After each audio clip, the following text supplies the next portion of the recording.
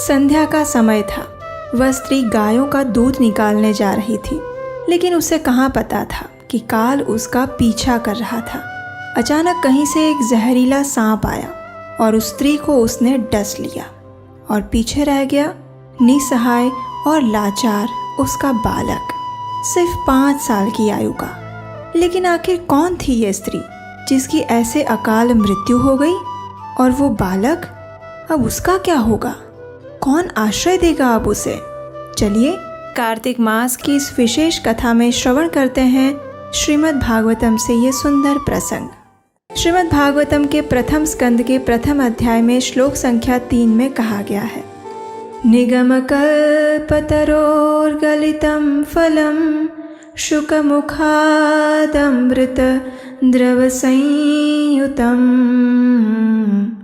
पिबत भागवतं रसमालयं मुहुरहो रसिका भुवि भावुकः। अर्थात हे विद्वान जनों, वैदिक साहित्य रूपी कल्प वृक्ष के इस परिपक्व फल श्रीमद् भागवतम को जरा चखो तो सही। ये श्री सुखदेव गोस्वामी के मुख से निकला है, अतएव ये और भी रुचिकर हो गया है। यद्यपि इसका अमृत रस मुक्त जीवों सहित समस्त जनों के लिए पहले से ही आस्वाद्य था। तो चलिए श्रीमद् भागवतम नामक इस महान ग्रंथ को प्रणाम करते हुए आज हम सुनते हैं प्रथम भाग की कथा। सूर्योदय का समय था।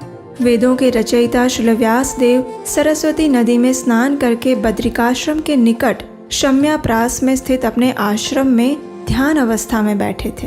त्रिकालज्ञ होने के कारण वे आने वाले कलयुग के दुष्प्रभाव को स्पष्ट रूप से देख पा रहे थे। आने वाले समय में मानव समाज के लिए कल्याणकारी और उपयोगी सभी वेद और पुराणों का वर्गीकरण और रचना करने के बाद भी उन्हें अपने मन में कुछ अधूरेपन का अनुभव हो रहा था। इस पर विचार कर ही रहे थे कि उतने में उनके गुरु और भगवान के शुद्ध भक्त नारद मुनि उस स्थान पर आ गए। उन्होंने अपने पूज्य गुरुदेव का यथोचित अतिथि सत्कार किया, उन्हें प्रणाम किया और उन्हें आसन प्रदान किया। नारद मुनि अपने शिष्य की मनोदशा को समझ चुके थे। उन्होंने व्यास देव से कहा, हे पराशर नंदन, निसंदेह तुम आत्म साक्षात्कार के स्तर को प्राप्त कर चुके हो। तुमने वैदिक सिद्धांतों का यथोचित विवरण प्रतीत किया है। क्या तुम उससे संतुष्ट नहीं हो? तुम्हारे मन में यह निराशा कैसी? अपने गुरुदेव के इन वात्सल्यपूर्ण वचनों को सुनकर श्री व्यास देव ने कहा, हे गुरुवर, आपने सत्य कहा। इतनी महान उपलब्धियों को प्राप्त करने के बाद भी मैं असंतुष्ट हूँ। आप तो असीमित ज्ञान के भंडार हैं। कृपया मेरी इस निराशा का कारण स्पष्ट करें प्रभु।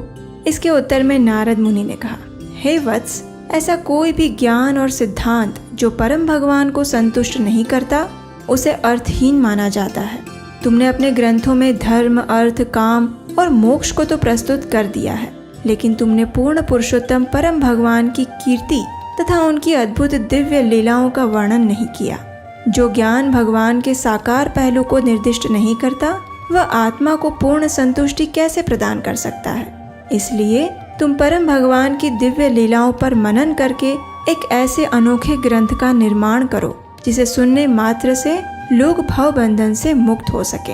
अब मैं तुम्हें अपने पूर्व जन्म का वो रहस्य बताता हूँ जो शुद्ध भक्तों और साधु संघ की महिमा का गान करता है। इतना कहकर नारद मुनि ने अपने पूर्व जन्म की कथा कहना प्रारंभ किया। ये प्रसंग ब्रह्मा जी के पिछले दिन में घटित हुआ था। एक साधारण सी दासी के घर में एक दिव्य बालक का जन्म हुआ। वो बालक असाधारण तेज से युक्त था। उसकी माता ब्राह्मणों के गुरुकुल में दासी का कार्य करती थी। अब एक समय यूं हुआ कि कुछ महान वैष्णव साधु चातुर्मास का समय व्यतीत करने के लिए उस गुरुकुल में आ गए। परिणाम स्वरूप उस बालक को और उसकी माता को इन भक्ति वेदांती साधु पुरुषों की सेवा करने का अवसर मिला।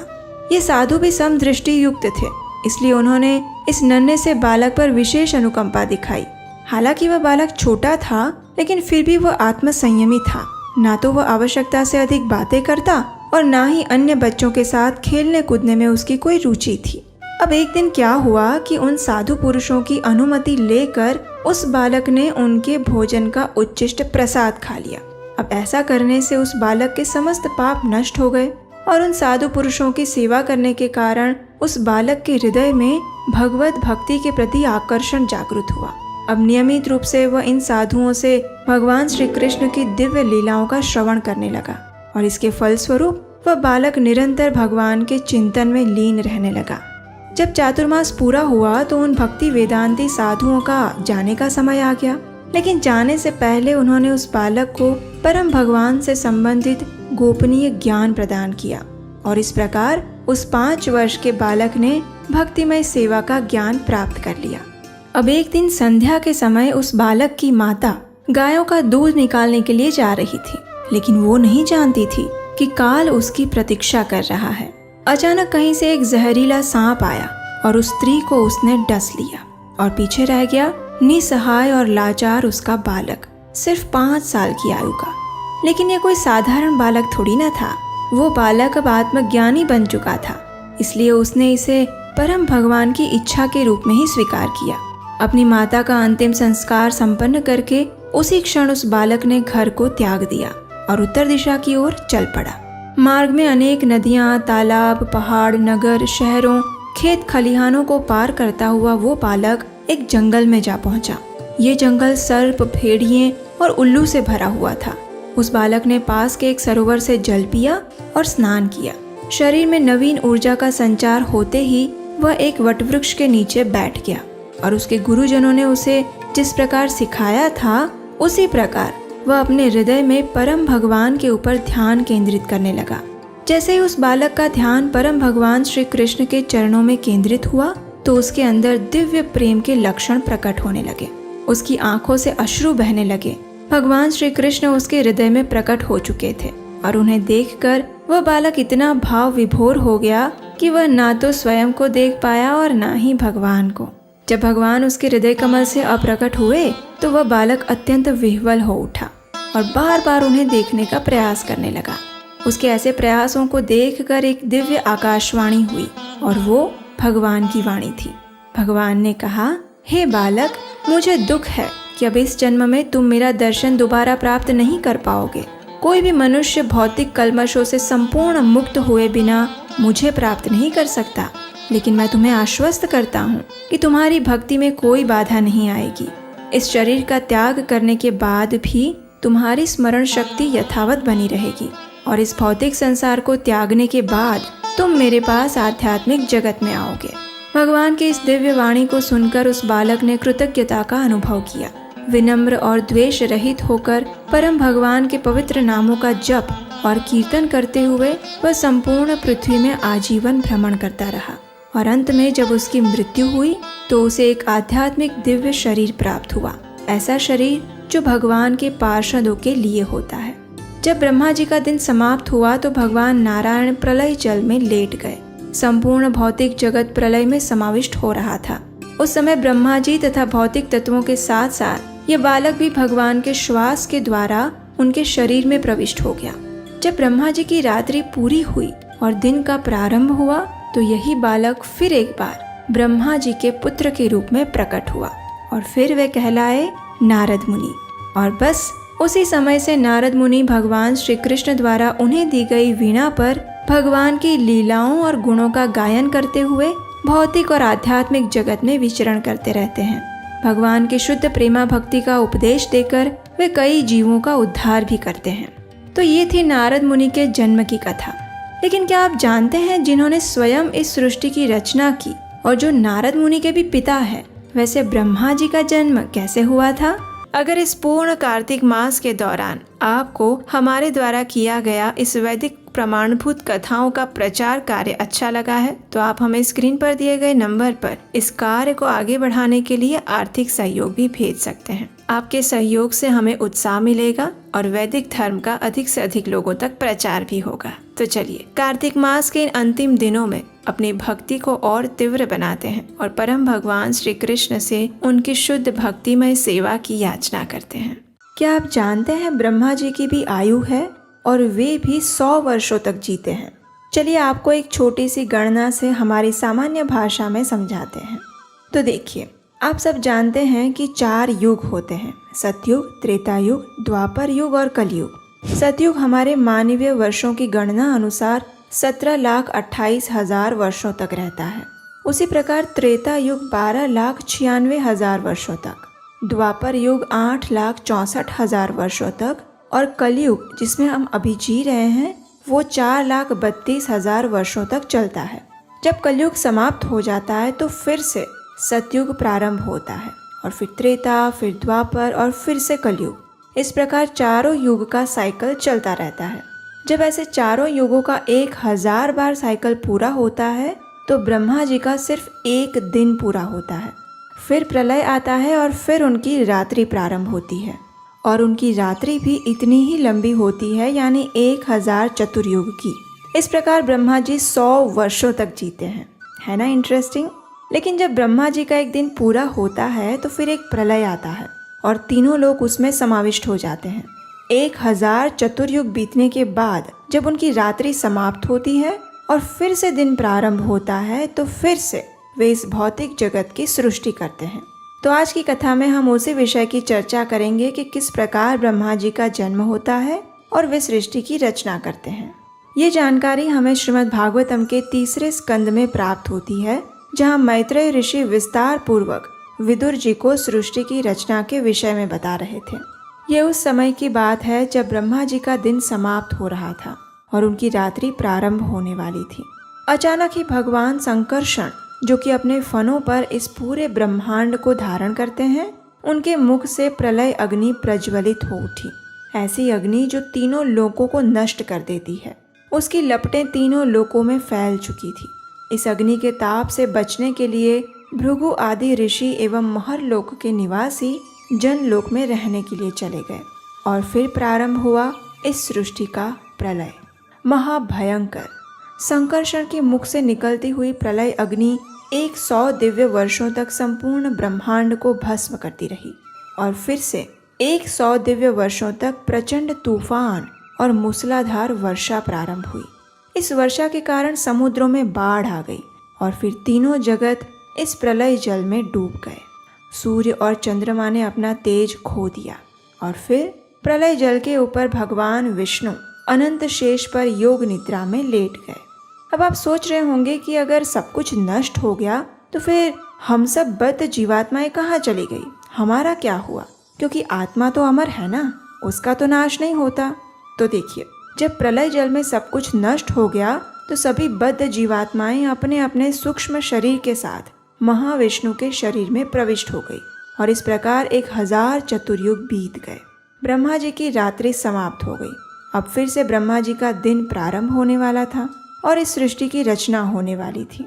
ये सभी जीवात्माएं अपने अपने सूक्ष्म शरीर के साथ फिर से भगवान श्री विष्णु के शरीर से बाहर आने लगी और उनके साथ अपने अपने पूर्व कर्म और इच्छाओं का सूक्ष्म आवरण भी था।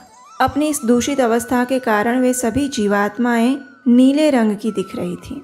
अब भगवान विष्णु इन सभी बद्ध जीवात्माओं के संयुक्त कर्मों पर अपना ध्यान एकाग्र करने लगे और उसी समय उनकी नाभि में एक छिद्र हुआ, जहाँ से सूक्ष्म सृष्टि के रूप में एक कमल प्रस्फुटित हुआ। जैसे ही ये कमल प्रकट हुआ, उसने चारों ओर एक दिव्य प्रकाश बिखेर दिया और प्रलय के जल को सोख लिया। अब उस समय गर्भोदकशायी विष्णु ने परमात्मा स्वरूप में अपना विस्तार किया और उस कमल में प्रवेश कर दिया और इस प्रकार ब्रह्मा जी का जन्म हुआ। जन्म होते ही ब्रह्मा जी अपने जन्म के स्रोत को ढूंढने के लिए चारों दिशाओं में देखने लगे, इसलिए उन्हें 4 सिर प्राप्त हुए। अब उनकी जिज्ञासा और बढ़ने लगी, क्योंकि चारों ओर तो शून्य अवकाश फैला हुआ था ना। इसलिए उन्होंने सोचा कि मैं जिस कमल से आया हूँ उसी के अंदर जाकर देखता हूँ कि इसका प्रारंभ आखिर कहाँ से हो रहा है। ये सोचकर ब्रह्मा जी ने उस कमल की खोखली डंडी में प्रवेश किया और नीचे की ओर जाने लगे। लेकिन आश्चर्य की बात ये हुई कि भगवान विष्णु की नाभि तक पहुँच जाने के बाद भी ब्रह्मा जी नहीं समझ पाए कि आखिर उनका उद्भव कहाँ से और कैसे हुआ है। इसलिए थक हार के वे वापस अपने कमल आसन पर आ गए। अब उन्होंने पूर्ण पुरुषोत्तम भगवान के ऊपर ध्यान लगाना प्रारंभ किया। इस प्रकार उन्होंने 100 दिव्य वर्षों तक तपस्या की और फिर उनके समक्ष प्रकट हुए पूर्ण पुरुषोत्तम परम भगवान। जब ब्रह्मा जी ने शेष नाग की श्वेत देह पर विश्राम करते हुए गर्भोदकशायी विष्णु को देखा तो उनके दैदीप्यमान सुंदर स्वरूप को देखकर वे अभिभूत हो गए और वे समझ गए कि उनके समक्ष और कोई नहीं अपितु स्वयं भगवान उपस्थित हैं। उसके बाद जब उन्होंने सृष्टि के 5 कारक यानी भगवान विष्णु की नाभि, कमल पुष्प, प्रलय जल, शुष्क वायु तथा आकाश को देखा तो वे रजोगुण से आवेशित हो गए। भगवान के दर्शन मात्र से ही उनके समस्त संशयों का नाश हो गया। उन्हें अपने जीवन के उद्देश्य का पुनः स्मरण हो आया और फिर एक बार सृष्टि की रचना करने के लिए वे स्वयं को तैयार करने लगे। इस कार्य को प्रारंभ करने से पूर्व ब्रह्मा जी ने अपने समक्ष खड़े परम भगवान को प्रणाम किया और उनसे प्रार्थना करते हुए कहने लगे, ज्ञातोऽसि मेध्य सुचिराननु देह भाजाम न ज्ञायते भगवतो गतिरित्यवध्यम नान्यत्वदस्ति भगवन्नपि तन्न शुद्धम माया गुण व्यतिकराध्य दुरुर्विभासी। हे भगवान, अनेक अनेक वर्षों की तपस्या के बाद अब मुझे आपका ज्ञान प्राप्त हुआ है। इस सृष्टि में आपसे श्रेष्ठ अन्य कोई नहीं है और इसलिए एकमात्र आप ही ज्ञेय हैं। हे प्रभु, मुझ पर कृपा कीजिए और मुझे पर्याप्त बुद्धि प्रदान कीजिए जिसके द्वारा मैं इस सृष्टि की रचना कर सकूं। हे प्रभु, आपकी इस प्रकार सेवा करते समय मैं किसी भी प्रकार के अहंकार से ग्रसित ना हो। इन भौतिक तत्वों के साथ रहने के कारण मेरा मन कभी दूषित ना हो। हे जगत पालक, कृपया अपने नेत्र खोलकर मुझे आशीर्वाद प्रदान करें और मेरा उचित मार्गदर्शन करके मेरी इस निराशा को दूर करें। जब ब्रह्मा जी ने इस प्रकार भगवान से प्रार्थना की तो भगवान नारायण भी स्पष्ट रूप से देख पा रहे थे कि ब्रह्मा जी के मन में इस सृष्टि को लेकर चिंता है। इसलिए उन्हें प्रोत्साहित करने के लिए भगवान नारायण ने कहा, मा वेद गर्भगास्तंद्रिम सर्ग उद्यममावह तन्मयापादितं यग्रे यन्मां प्रार्थयते भवान। हे ब्रह्मा जी, निराश मत होइए। आपकी सारी इच्छाएं पहले ही पूर्ण कर दी जा चुकी है। मेरा ध्यान करते हुए स्वयं को भक्ति पथ पर स्थित करें और सारा ज्ञान आपके हृदय में प्रकाशित हो जाएगा। इस प्रकार सृष्टि रचना का इस महान कार्य संपन्न करें। मेरी कृपा से आप कभी भी अपने कार्य में असफल नहीं होंगे। यदि आप अपने चित्त को मुझ में स्थिर रखेंगे तो तथाकथित भौतिक कार्य करते समय भी आप रजोगुण से प्रभावित नहीं होंगे। मैं आपकी प्रार्थनाओं से अति प्रसन्न हूँ। अब आप अपना कार्य आरंभ करें। इस प्रकार मधुर वचन कहकर भगवान वहाँ से अंतर्धान हो गए और फिर ब्रह्मा जी ने सृष्टि की रचना के पूर्व फिर से एक बार 100 दिव्य वर्षों तक तपस्या की। उसके बाद उन्होंने फिर एक बार इस सृष्टि की संपूर्ण रचना की। तो आइए अब हम कार्तिक मास की एक और पौराणिक कथा का श्रवण करते हैं। जो भगवान के शुद्ध भक्त होते हैं वे भगवान के दिव्य नाम का प्रचार करने हेतु किसी भी बड़े से बड़े खतरे की भी परवाह नहीं करते।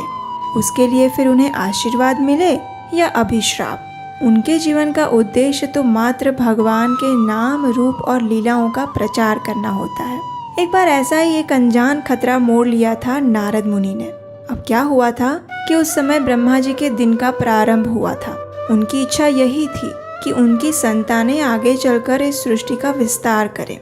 तो इसी उद्देश्य से प्रचेताओं के पुत्र दक्ष ने भी भगवान विष्णु की घोर तपस्या करना आरंभ किया।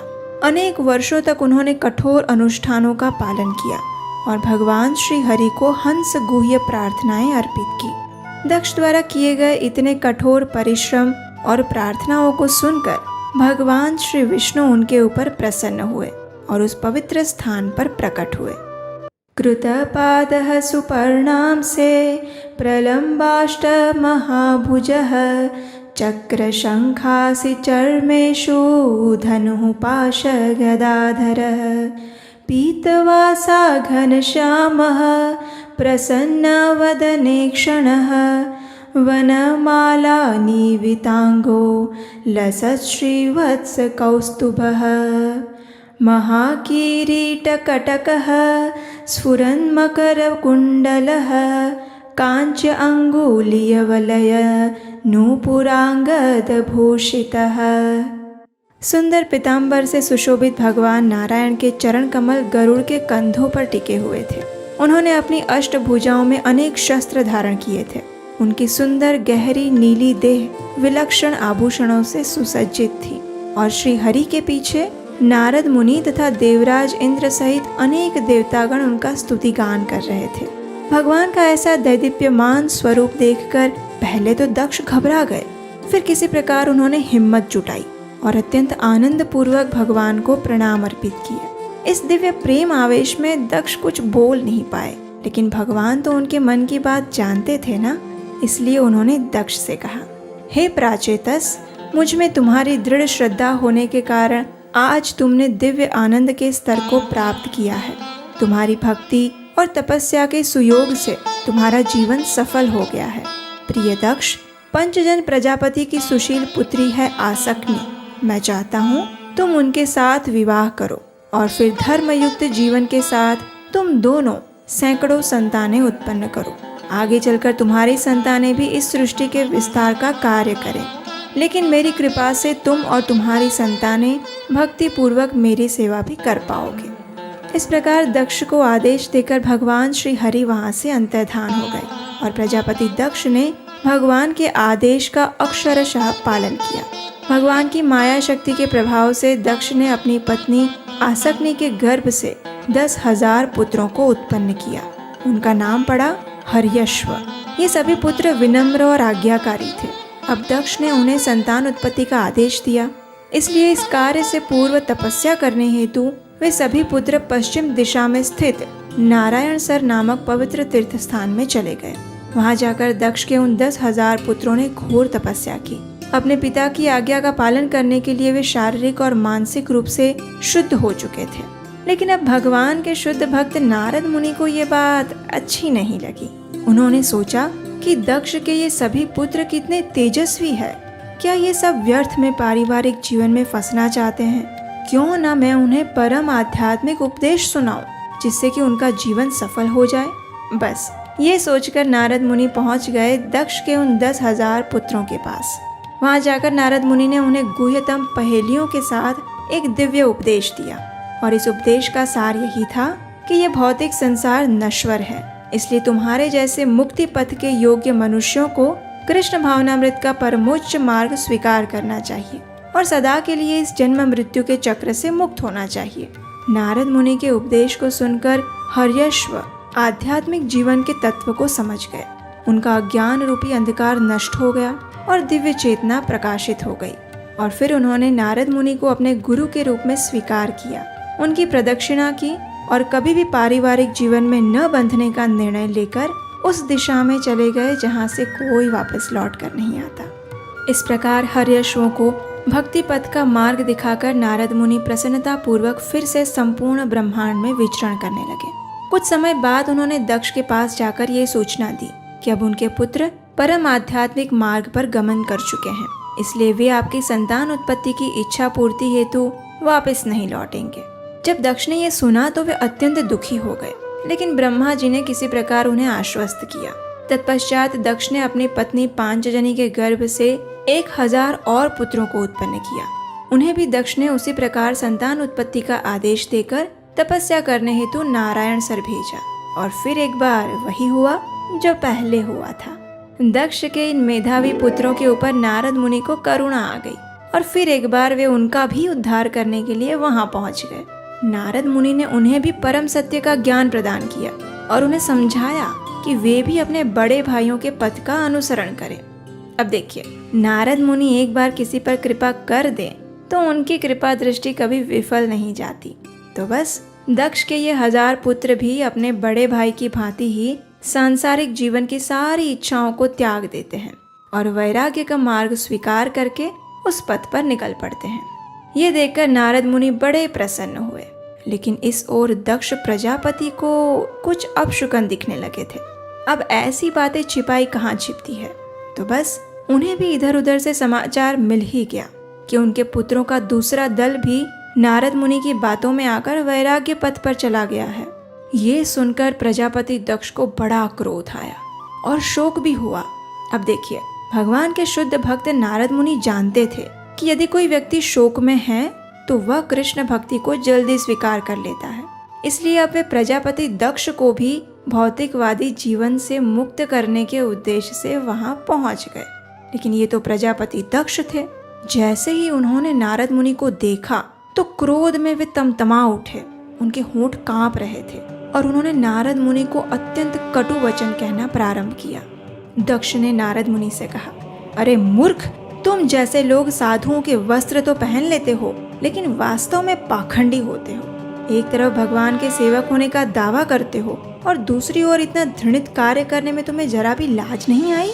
तुम्हें क्या लगता है सिर्फ वैराग्य की भावना उत्पन्न कर लेने से ही व्यक्ति इस भौतिक संसार से मुक्त हो जाता है? अभी तक मेरे पुत्रों के ऊपर समाज के अनेक ऋण थे और इस वैदिक पद से उन्हें भ्रमित करके इस जगत में और परलोक में तुमने उनकी प्रगति को बाधित किया है। तुमने मेरे निष्पाप बच्चों को अकारण ही भ्रमित करके मुझे अत्यंत गहरी ठेस पहुंचाई है। इसलिए मैं तुम्हें श्राप देता हूँ कि भले ही तुम संपूर्ण ब्रह्मांड में भ्रमण करते रहो, लेकिन कहीं भी तुम्हारा घर नहीं होगा। जब नारद मुनि ने ये श्राप सुना तो वे मंद मंद मुस्कुराए और उन्होंने कहा, तद बाढ़म, अर्थात ऐसा ही हो। अब देखिए, नारद मुनि के अंदर दक्ष को प्रतिश्राप देने की क्षमता थी, लेकिन उन्होंने ऐसा किया नहीं, क्योंकि वे एक सहनशील और दयालु साधु थे। इसलिए उन्होंने इसे भगवान की इच्छा के रूप में स्वीकार किया और फिर एक बार भगवान की शुद्ध भक्ति का प्रचार करने के लिए निकल पड़े। ऐसे ही तो होते हैं सच्चे भक्त, है ना?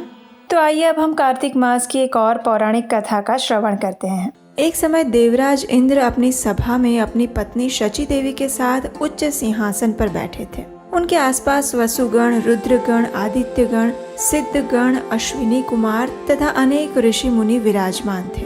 अप्सराएं इस सभा में नृत्य कर रही थी और गंधर्व सुंदर ताल देकर संगीत गा रहे थे। और कहीं न कहीं देवराज इंद्र को अपने इस ऐश्वर्य का थोड़ा सा अहंकार होने लगा था। अब ऐसे में उस सभा में पधारे देवताओं के गुरु ऋषि बृहस्पति। हालांकि देवराज इंद्र ने उन्हें अपनी सभा में आते हुए देखा था, लेकिन फिर भी अपनी सत्ता के मद में चूर उसने अपने गुरु की अवमानना की।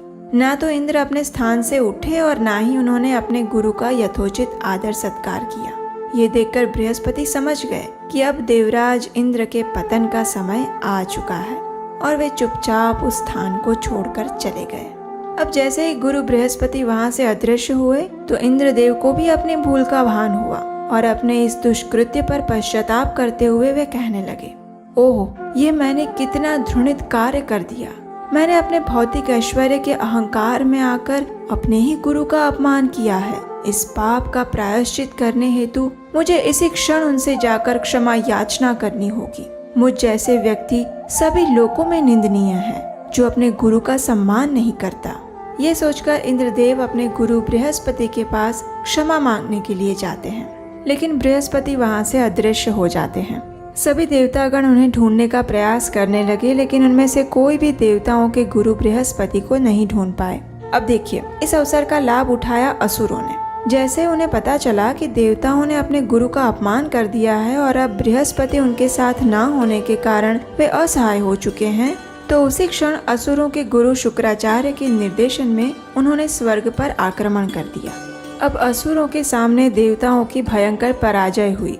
निसहाय देवतागण अब पहुँचे ब्रह्मा जी के पास। ब्रह्मा जी ने भी देवराज इंद्र की अच्छी डांट फटकार लगाते हुए कहा, हे देवराज, अपने ऐश्वर्य के मद में चूर होकर जो आपने गुरु बृहस्पति का अनादर किया है, उसी का यह परिणाम है कि आज आपने अपने समस्त भौतिक ऐश्वर्य को खो दिया है।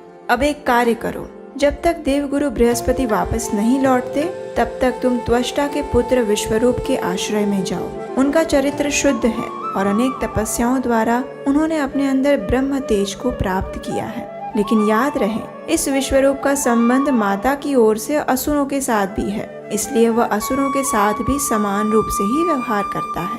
ब्रह्मा जी की बात सुनकर देवराज इंद्र सहित सभी देवतागण त्वष्टा के पुत्र विश्वरूप के पास गए। उन्होंने उनकी पूजा की और प्रार्थनाएं तथा स्तुति करके उन्हें प्रसन्न करने का प्रयास किया। देवतागण के इस प्रकार श्रद्धा को देखकर विश्वरूप उनके गुरु बनने के लिए तैयार हो गए और उन्होंने देवताओं के लिए अनुष्ठान करना आरंभ कर दिया। अब देखिए, जैसे कि ब्रह्मा जी ने बताया था कि विश्वरूप के मन में असुरों के प्रति भी अच्छा भाव था, इसलिए देवराज इंद्र से छिपकर विश्वरूप असुरों के लिए भी आहुतियां दे रहे थे। जब इंद्र को इस बात का पता चला तो उन्हें बड़ा क्रोध आया और उन्होंने उसी समय विश्वरूप के तीनों सिर काट दिए। हालांकि इंद्रदेव को इस प्रकार ब्राह्मण हत्या करने के बाद पश्चाताप हुआ, लेकिन अब क्या करें, आखिर अपने भौतिक ऐश्वर्य को भी तो उन्हें बचाना था। जब ऋषि त्वष्टा को यह समाचार मिला कि इंद्र ने उनके पुत्र विश्वरूप की हत्या कर दी है, तो वे अत्यंत क्रोधित हो उठे। उन्होंने इंद्र का वध करने के लिए उसी क्षण एक यज्ञ प्रारंभ किया। उसमें आहुतियां देते समय वे जोर जोर से बोलने लगे, हे इंद्र के शत्रु, इंद्र का वध करने के लिए इसी समय प्रकट हो, प्रकट हो, प्रकट हो। और फिर यज्ञ की उस अग्नि की दक्षिण दिशा से एक भयंकर व्यक्ति उत्पन्न हुआ। वो साक्षात प्रलय जैसा लग रहा था। उसका शरीर चारों दिशाओं में तीव्र गति से फैल रहा था। उसके बाल, दाढ़ी और मूछें पिघले हुए तांबे जैसे रंग की थी। उसका विशाल काला शरीर जले हुए पर्वत जैसा प्रतीत हो रहा था। उसका विशाल मुख किसी गहरी गुफा जैसा था और ऐसा लग रहा था मानो वो अपनी जीवा से आकाश के तारों को चाट रहा है और तीक्ष्ण दांतों से पृथ्वी का भक्षण कर रहा है। उच्च स्वर में चित्कार करते हुए वह संपूर्ण पृथ्वी को कंपायमान करने लगा था। क्योंकि इस व्यक्ति ने तीनों लोकों को आवृत्त कर लिया था, इसलिए उसका नाम पड़ा वृत्रासुर। अब देखिए, ये असुर इतना भयावह था कि उससे युद्ध करना तो दूर, उसके समक्ष जाने में भी देवताओं को भय लग रहा था। लेकिन फिर भी साहस करके उन्होंने उसके सामने कुछ अस्त्र शस्त्र छोड़े, लेकिन वृत्रासुर उन सभी को निगल गया। अपनी पराजय को आंखों के समक्ष देखते हुए देवता आखिर भगवान श्री विष्णु से प्रार्थना करने लगे। उन्होंने भगवान से कहा, हे प्रभु, आप सर्वज्ञ हैं और इसलिए हमने आपकी शरण ग्रहण की है। कृपया इस असुर से हमारी रक्षा करें प्रभु। देवताओं की प्रार्थना से प्रसन्न होकर भगवान नारायण ने कहा, हे बुद्धिमानों में श्रेष्ठ देवतागण, जो व्यक्ति मुझे प्रसन्न कर लेता है उसके लिए कोई भी वस्तु प्राप्त करना असंभव नहीं रह जाता। इसलिए तुम्हारी इच्छा भी मैं अवश्य पूर्ण करूंगा। जाओ, इस समय आप सभी देवतागण ऋषि दधीचि का शरण स्वीकार करो। उन्होंने अपनी तपस्या और ज्ञान से अजेय बल प्राप्त किया है और उनके पास एक दिव्य नारायण कवच भी है। उनसे प्रार्थना करो कि जन कल्याण हेतु वे अपने शरीर का त्याग कर दें और फिर उनकी अस्थियों से विश्वकर्मा एक अस्त्र का निर्माण करेंगे। उसी अस्त्र के द्वारा तुम इस वृत्रासुर का वध कर पाओगे। लेकिन एक बात याद रखना कि हालांकि वृत्रासुर में तीनों लोगों को निगल जाने की क्षमता है, लेकिन फिर भी वो मेरा भक्त है, इसलिए वो तुम्हें कोई हानि नहीं पहुंचाएगा। अब ये सुनकर देवतागण अत्यंत प्रसन्न हो गए। उन्होंने ऋषि दधीचि के पास जाकर प्रार्थनाएं की और उनसे अपने शरीर को त्याग देने का निवेदन किया। उदार चित्त ऋषि दधीचि ने संसार की सुरक्षा हेतु भगवान श्री हरि के चरण कमलों पर ध्यान केंद्रित किया और उसी ध्यान अवस्था में अपने भौतिक शरीर को त्याग दिया। उनके शरीर से प्राप्त अस्थियों से विश्वकर्मा ने एक तीक्ष्ण अस्त्र तैयार किया और भगवान नारायण ने उसमें अपना दिव्य तेज भर दिया और फिर इस अस्त्र को नाम मिला वज्र, जिसे कोई परास्त नहीं कर सकता। अपने वज्र को लेकर ऐरावत पर सवार होकर देवराज इंद्र वृत्रासुर से युद्ध करने के लिए निकल पड़े। अब असुरों और देवताओं के बीच में भयंकर युद्ध हुआ। असुरों ने चारों ओर से अस्त्र शस्त्र की वर्षा कर दी, लेकिन देवताओं ने अपनी शक्ति से उन्हें छिन्न भिन्न कर दिया। अब पराजित हो रहे असुर देवताओं की शक्ति से भयभीत होकर युद्ध का मैदान छोड़कर भागने लगे, लेकिन वृत्रासुर अभी वहीं पर खड़ा था। उसने ऐसी भयंकर गर्जना की कि उसके भय से ही सभी देवतागण मूर्छित हो गए। ये देखकर इंद्रदेव को क्रोध आया। उन्होंने अपनी गदा से वृत्रासुर पर प्रहार किया, लेकिन वृत्रासुर ने खेल खेल में ही अपने बाएं हाथ से उस गदा को पकड़ लिया और उसी से इंद्र के ऐरावत पर जोर से प्रहार किया। इस प्रहार से इंद्र का वाहन ऐरावत खून की उल्टी करने लगा और जमीन पर गिर पड़ा। अब इंद्र के हाथ से वज्र छूट गया था, इसलिए युद्ध के नियम अनुसार वृत्रासुर ने इंद्र पर वार नहीं किया। वृत्रासुर की इस वीरता को देखकर तीनों लोकों में सभी लोग उसकी प्रशंसा करने लगे। लेकिन वृत्रासुर यहाँ रुकने वाला थोड़ी ना था। उसने भयभीत इंद्र को फिर से ललकारते हुए कहा, अरे पतितों में सर्वश्रेष्ठ इंद्र, जिस व्यक्ति ने मेरे अग्रज और स्वयं अपने गुरु की हत्या की है, आज मैं उसका वध करूंगा। मैं इसी क्षण इस त्रिशूल से तुम्हारी छाती को बींध दूंगा। उठाओ अपना वज्र और मुझ पर प्रहार करो। तुम्हारा ये वज्र भगवान नारायण की शक्ति से संचारित है, इस पर संशय मत करो। इस प्रकार इंद्र को उत्तेजित करते हुए अब वृत्रासुर भगवान नारायण से प्रार्थना करने लगा। और क्यों ना करता, आखिर वो भगवान का शुद्ध भक्त जो था। उसने भगवान को सुंदर प्रार्थनाएं अर्पित करते हुए कहा, न नाकपृष्ठं न च पारमेष्ठ्यं न सार्वभौमं न रसाधिपत्यं न योगसिद्धिर्पुनर्भवं वा समञ्जसत्वा विरहय्यकाङ्क्षे ममोत्तमश्लोकजनेषु सख्यं संसारचक्रे भ्रमतः स्वकर्मिभिः त्वन्माययात्मात्मजदारगेः श्वासक्तचित्तस्य न नाथ भूयात्। हे कमलनयन प्रभु, यदि आपके चरण कमलों का त्याग करके मुझे योग सिद्धियां या मुक्ति ही क्यों ना मिल जाए, तो भी मैं उसे प्राप्त करना नहीं चाहता। अपने पूर्व कर्म बंधन के कारण मैं इस भौतिक संसार में गिर पड़ा हूँ, परंतु अब मैं यहाँ रहना नहीं चाहता। मेरी एक ही कामना है कि अब मेरा मन, मेरा चित्त और मेरा सर्वस्व केवल आप में ही आसक्त रहे। अब देखिए, ये स्थिति होती है एक शुद्ध भक्त की। हालांकि वृत्रासुर इंद्र के साथ युद्ध कर रहा था, लेकिन वह जानता था कि भगवान नारायण द्वारा प्राप्त उस वज्र से उसकी मृत्यु होगी, तो वह अपने भौतिक शरीर का त्याग करके भगवत धाम वापस जा पाएगा। इसलिए वह भगवान की नित्य शुद्ध भक्तिमय सेवा प्राप्त करने हेतु अपनी मृत्यु की प्रतीक्षा कर रहा था। और उससे विपरीत देवराज इंद्र अपने भौतिक ऐश्वर्य को पुनः प्राप्त करने हेतु वृत्रासुर का वध करना चाहते थे।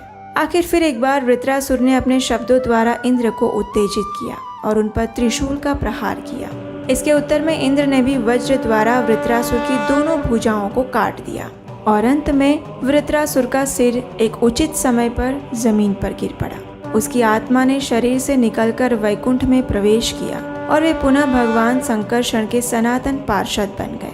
इस प्रकार एक असुर होने के बाद भी भगवान श्री हरि के शुद्ध भक्त वृत्रासुर की वीरतापूर्ण और महान मृत्यु हुई।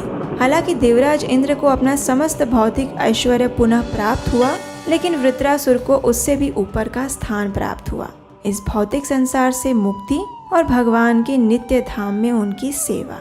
इस समय कार्तिक मास के अंतिम दिन चल रहे हैं। कार्तिक मास एक ऐसा पवित्र मास है जिसमें किया गया कोई भी आध्यात्मिक पुण्य कार्य मनुष्य को 1000 गुना अधिक फल प्रदान करता है। इस संपूर्ण मास में हमने कार्तिक मास की महिमा का श्रवण किया और इस समय प्रतिदिन हम सुन रहे हैं कार्तिक मास की विशेष कथाएं, और वो भी विभिन्न पुराणों और शास्त्रों से। तो चलिए आज की हमारी इसी कार्तिक मास कथा श्रृंखला की कड़ी को आगे बढ़ाते हैं और श्रवण करते हैं आज के अध्याय का। एक समय नैमिषारण्य में एकत्रित हुए सभी ऋषियों ने श्रील सूत गोस्वामी से भगवान ब्रह्मा, विष्णु और महेश के वृक्ष रूप बन जाने की कथा सुनने की जिज्ञासा प्रकट की। और उस समय सूत गोस्वामी ने उन ऋषियों से कहा, हे ऋषिगण, ध्यान पूर्वक सुने। एक समय भगवान शिव और माता पार्वती एकांत में विराजमान थे और उस समय अग्निदेव वहां आ पहुंचे, जिससे उनके एकांतवास में विघ्न उत्पन्न हुआ। भगवान शिव तो इससे निश्चल बने रहे, लेकिन माता पार्वती को ये बात अच्छी नहीं लगी। वे अत्यंत क्रोधित हो गई और इस क्रोध अवस्था में उन्होंने सभी देवताओं को श्राप देते हुए कहा कि वे सभी देवतागण वृक्ष बन जाएं।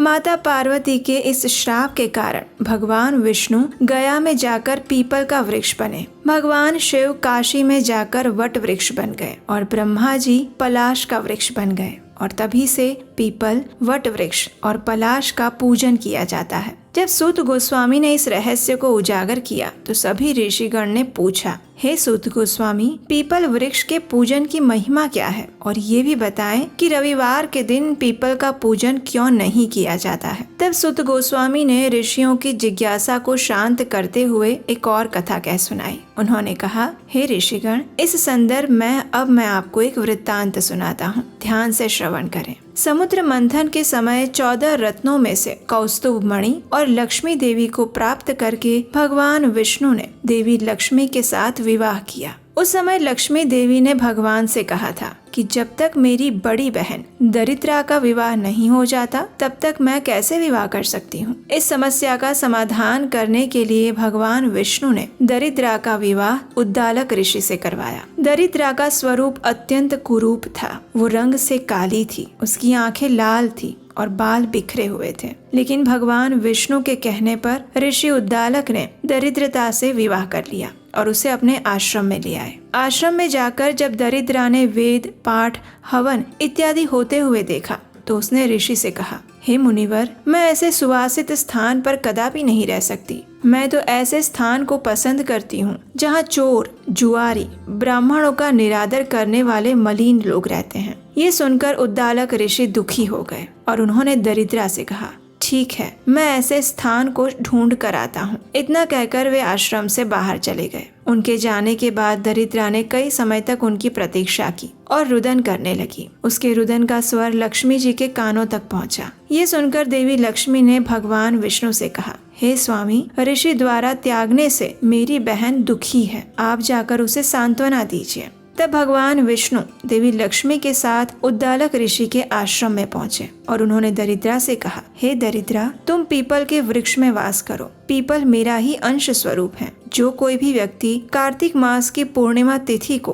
पीपल का पूजन करेगा वो मुझे ही प्राप्त करेगा। उसके घर में लक्ष्मी देवी वास करेगी। और इसी प्रकार शनिवार को पीपल के वृक्ष पर सूत लपेटकर उसका पूजन करेगा, उसके सभी मनोरथ पूर्ण होंगे। लेकिन रविवार के दिन जो पीपल का स्पर्श करेगा वो दरिद्री हो जाएगा। इतना कहकर भगवान विष्णु देवी लक्ष्मी के साथ अंतर ध्यान हो गए। सूत गोस्वामी ने कहा, हे ऋषियों, जो भी मनुष्य इस कथा का श्रवण या पठन करता है उसे बद्रीनाथ धाम की यात्रा करने का फल प्राप्त होता है। और इस प्रकार श्रील सूत गोस्वामी ने कार्तिक मास के इस महात्म्य कथा को पूर्ण विराम दिया। उसके बाद ऋषियों ने एक और जिज्ञासा प्रकट की, और वो क्या थी वो हम सुनेंगे इसी कार्तिक मास विशेष कथा श्रृंखला की आने वाली कड़ी में। उसे सुनने के लिए अगर अभी तक नहीं किया है तो आपके अपने चैनल को सब्सक्राइब करके रख लीजिए, नोटिफिकेशन ऑन कर लीजिए, और अगर आप चाहें तो हमारे व्हाट्सएप और टेलीग्राम ग्रुप से भी जुड़ सकते हैं। अगर इस पूर्ण कार्तिक मास के दौरान आपको हमारे द्वारा किया गया इस वैदिक प्रमाणभूत कथाओं का प्रचार कार्य अच्छा लगा है तो आप हमें स्क्रीन पर दिए गए नंबर पर इस कार्य को आगे बढ़ाने के लिए आर्थिक सहयोग भी भेज सकते हैं। आपके सहयोग से हमें उत्साह मिलेगा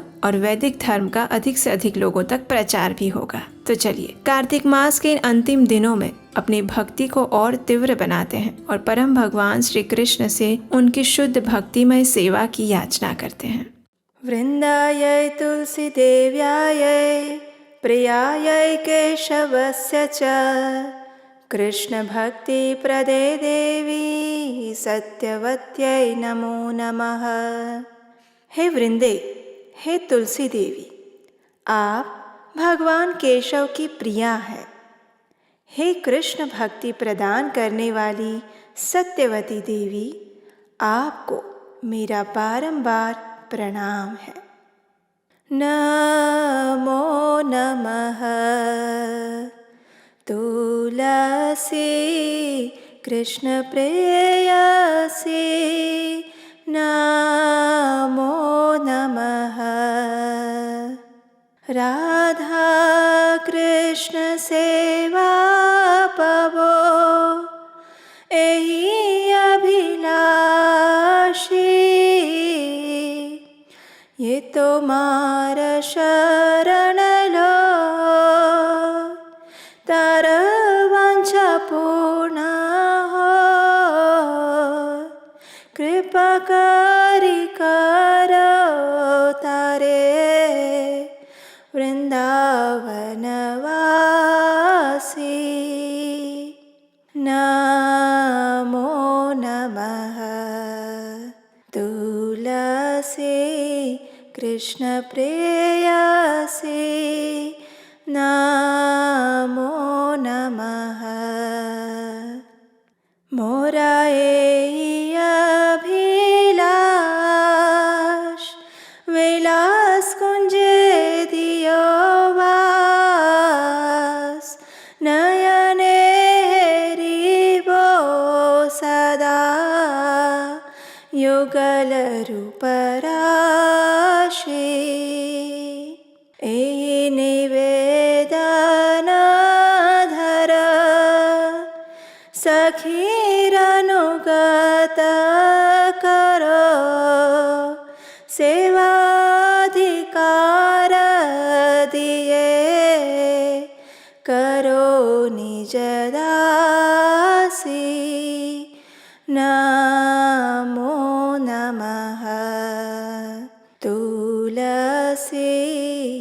कृष्ण प्रेयसे नमो नमः। दीन कृष्ण दास कहे एहि नमो राहो। श्री राधा गोविंद प्रेमे सदा ये न भासि। नमो नमः। तुलसी कृष्ण प्रेयसे नमो नमः। आइए अब इस तुलसी आरती का अर्थ समझते हैं। भगवान श्री कृष्ण की प्रियतमा हे तुलसी देवी, मैं आपको बारंबार प्रणाम करती हूँ। मेरी एकमात्र इच्छा है कि मैं श्री राधा कृष्ण की प्रेममयी सेवा प्राप्त कर सकूं। जो कोई भी आपकी शरण लेता है उसकी समस्त मनोकामनाएं पूर्ण होती हैं। उस पर आप अपनी कृपा करती हैं और उसे वृंदावन वासी बना देती हैं। मेरी यही अभिलाषा है कि आप मुझे भी वृंदावन के कुंजों में निवास करने की अनुमति प्रदान करें, जिससे मैं युगल श्री श्री राधा कृष्ण की सुंदर लीलाओं का सदैव दर्शन कर सकूं। आपके चरणों में मेरा यही निवेदन है कि मुझे किसी भी व्रज गोपी की अनुचरी बना दीजिए तथा सेवा का अधिकार देकर मुझे आपकी निज दासी बनने का अवसर प्रदान कीजिए। अत्यंत दीन कृष्ण दास आपसे प्रार्थना करता है कि मैं सदा सर्वदा श्री श्री राधा गोविंद के प्रेम में डूबा रहूं। इस प्रकार तुलसी आरती करने के बाद अब तुलसी देवी की परिक्रमा करते समय इस मंत्र का उच्चारण करें। यानि कानि च पापानि ब्रह्महत्यादिकानि च तानि तानि प्रणश्यन्ति प्रदक्षिण पदे पदे। अर्थात श्रीमती तुलसी देवी की परिक्रमा करने से प्रत्येक पद पर ब्रह्म हत्या पर्यंत सभी पापों का नाश हो जाता है। आइए अब हम तुलसी अष्टकम का पाठ करते हैं। ये तुलसी अष्टकम ब्रह्म वैवर्त पुराण से प्राप्त होता है। जब एक समय तुलसी देवी अंतर ध्यान हो गई थी तो उसके बाद भगवान उनके विरह में व्याकुल हो गए और वे वृंदावन आ गए। वहाँ पर आकर उन्होंने तुलसी देवी की पूजा और इस स्तुति का पाठ किया था। श्री भगवानुवाच वृन्दारूपाश्च वृक्षाश्च यदैकत्र भवन्ति च विदुर्बुधास्तेन वृन्दा मत्प्रियां तां भजाम्यहम्। पुरा बभूव या देवी त्वादौ वृन्दावने वने तेन वृन्दावनी ख्याता सौभाग्यां तं भजाम्यहम्। असंख्येषु च विश्वेषु पूजिताया निरन्तरं तेन विश्वपूजिताख्यां जगत्पूज्यां भजाम्यहम्। असंख्यानि च विश्वानि पवित्राणि यया सदा तां विश्वपावनीं देवीं विरहेण स्मराम्यहम्। देवानतुष्टः पुष्पाणां समूहेन यया विना तां पुष्पसारां शुद्धां च दृष्टुमिच्छामि शोकतः। विश्वे यत्प्राप्तिमात्रेण भक्तानन्दो भवेत् ध्रुवं नन्दिनी तेन विख्याता सा प्रीता भवताद्धि मे। यस्या देव्यास्तुला नास्ति विश्वेषु निखिलेषु च तुलसी तेन विख्याता तां यामि शरणं प्रिया। कृष्ण जीवन रूपाया शश्वत्प्रियतमा सती, तेन कृष्ण जीवनीति मम रक्षतु जीवनम, मम रक्षतु जीवनम। आइए अब इस तुलसी अष्टकम का अनुवाद जानते हैं। श्री भगवान ने कहा, जब वृंदा रूपी वृक्ष एकत्र होते हैं तब वृक्ष समुदाय अथवा वन को बुद्धिमान लोग वृंदा कहते हैं। और ऐसी वृंदा नाम से प्रसिद्ध अपनी प्रिया तुलसी की मैं उपासना करता हूँ, जो देवी प्राचीन काल में वृंदावन में प्रकट हुई थी, अतएव जिसे वृंदावनी कहते हैं, उस सौभाग्यवती देवी की मैं उपासना करता हूँ, जो असंख्य वृक्षों में निरंतर पूजा प्राप्त करती हैं। अतः जिसका नाम विश्व पूजिता पड़ा है, उस जगत पूज्या देवी की मैं उपासना करता हूँ।